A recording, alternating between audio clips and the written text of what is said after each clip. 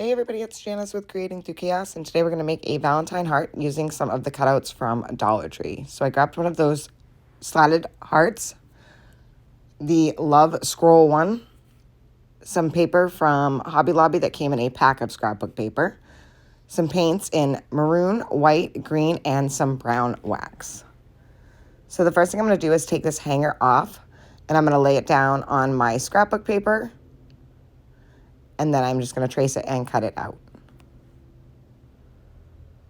And this paper is really, really thick. It's like almost like a cardboard, I want to say. So I wasn't able to sand off the excess. So I put a lot of Mod Podge on it. And then when I laid it down, I made sure that it was fully dry before I started removing the excess.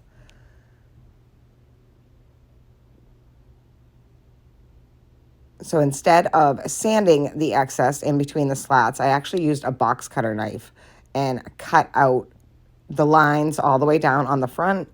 Then once I had those lines cut on the front, I flipped it over and started to just cut out the middles of those slatted spots on the heart to get rid of the excess scrapbook paper because sanding really wasn't going to be an option. So once I had that all cut out, it was kind of tedious, but it wasn't too bad.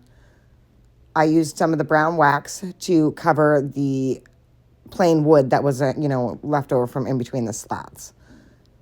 Next, I'm going to take that love cutout and I'm going to paint the whole thing with it's like an antique white. And I made sure that I covered the whole heart and gave it one nice coat. Once I had that all painted, I took a rose pink color and I painted the little roses that are cut out on the inside of the scroll part. And I painted all of the roses that rose colored pink. And this part is kind of a little tedious, but at the end it really worked out for the best and turned out really, really cute. I was going to just leave it all one color, but I figured that I would give it a shot and paint like all the little details of the scrolling. So once I had all of the roses painted, I painted all the little green for the leaves. And now I'm going to paint over the love because once I got that all painted, I felt like the love shouldn't be white anymore. So I painted that to match the roses. And I think this turned out just perfectly. It was exactly the look that I was going for. Next, I'm going to take the brown wax and I'm going to go over the whole heart. Now, you don't have to do this part. You can just leave it painted. You could paint the heart all one color. It's totally up to you. But I feel like sometimes with projects, the details are really what makes the project. So as you can see, I stained it all with the brown wax, and I think it went really well with the paper because paper was already dark brown anyway, and it kind of just brought the whole project together. So next I'm going to take my glue gun, and I'm going to hot glue that love scroll right on top of the other heart,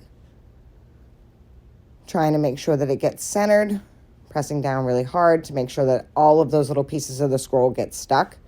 And look how beautiful this is. I think the details on that just made it everything for this project.